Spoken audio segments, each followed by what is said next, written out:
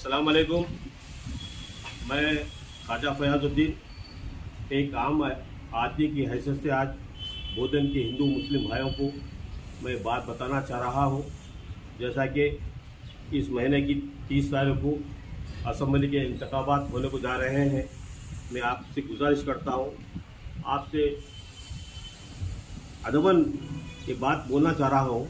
जैसा कि आप अच्छी तरह जानते हैं, बोधन में 3 पार्टियों के 3 उम्मीदवार खड़े हुए हैं, जिसमें एक साबिका मिनिस्टर जनाब हमारे और साबिका एमएलए शकील अहमद साहब और बीजेपी से मोहन रेड्डी साहब, इन तीनों का शेरों का ही मुकाबला चल रहा है।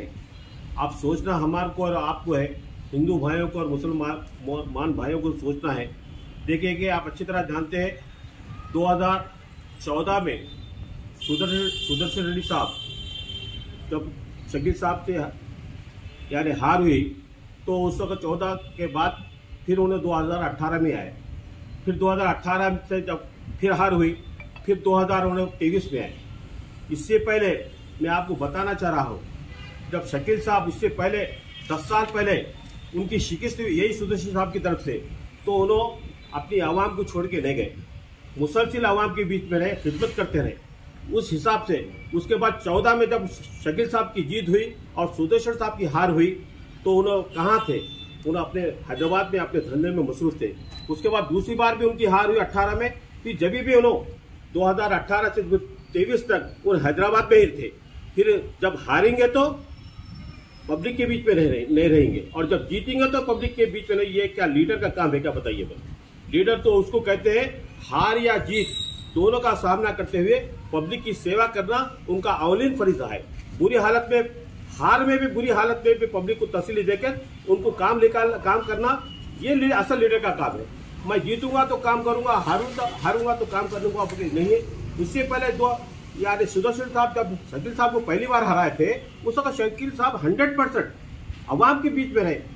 वो लोग साड़ियाँ बांटे, दशहरे में, इफ्तारों में, रमजान में मुसलमानों को इफ्तारी बांटे, दशहरे में साड़ियाँ बांटे, हर मुश्किल में हर वक्त वो साथ में रहे।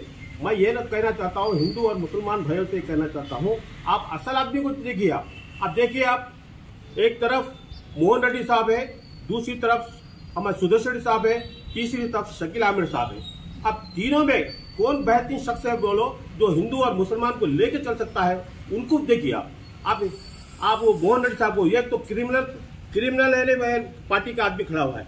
दूसरा हमारे सुदर्शन रेड्डी साहब, जो क्रिमिनल नहीं बोलते हैं, लेकिन अंदर से उन्हें बिल्कुल टोटली क्रिमिनल है। उनको मैं जानता हूँ, उन्होंने मुसलमानों को हिंदुओं को नजदीक आने नहीं देते। उन्हें सिर्फ अपना बड़ापन, अपना व्यवहार को समझते हैं। लेकिन अवाम की तकलीफ से खासिर है, अवाम की तकलीफ को महसूस करने से खासिर है। मैं आप तमाम से गुजारिश करना चाहता हूँ, मैं एक बात हमारे मुसलमान भाइयों से जो कहना चाहता हूँ, जिन्होंने शकील साहब के जो खिलाफ कर रहे हैं, इस एक शेर के साथ मैं आपको कहना चाहता हूँ, खुदा ने उस कौम की हालत कभी नहीं बदली जिस कौम को आया ना खुद अपनी हालत बदलने का ख्याल। मैं आपसे अदबन गुजारिश करता हूँ, आप एक हो जाओ। जब हिंदू भाई शकील साहब को साथ दे रहा है, बिल्कुल लेके चल रहा है, तो हिंदू मुसलमान भाई क्यों किनारा कशी कर रहे हैं भाई? ऐसा फिरका परस्त आदमी को, यानी शकील साहब, सुदर्शन रेड्डी साहब से अगर बीजेपी का कैंडिडेट जो क्रिमिनल बोलते ना, उससे डेंजर हमारे सुदर्शन रेड्डी साहब है।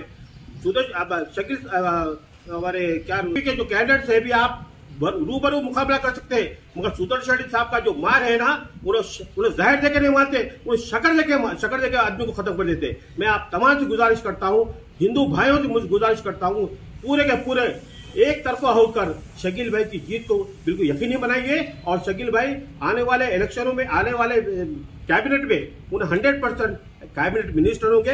मैं आपसे फिर एक अदबन गुजारिश करता हूँ, एक बार शकील भाई को बिल्कुल जीत दिलवा के रहिए। और मैं यकीन के साथ करता हूँ कि बोधन के जितने भी प्रॉब्लम है, इंशाल्लाह ताला वो हल होकर रहेंगे। इंशाल्लाह। मैं बात करती हूँ, अपनी बात को खत्म करता हूँ।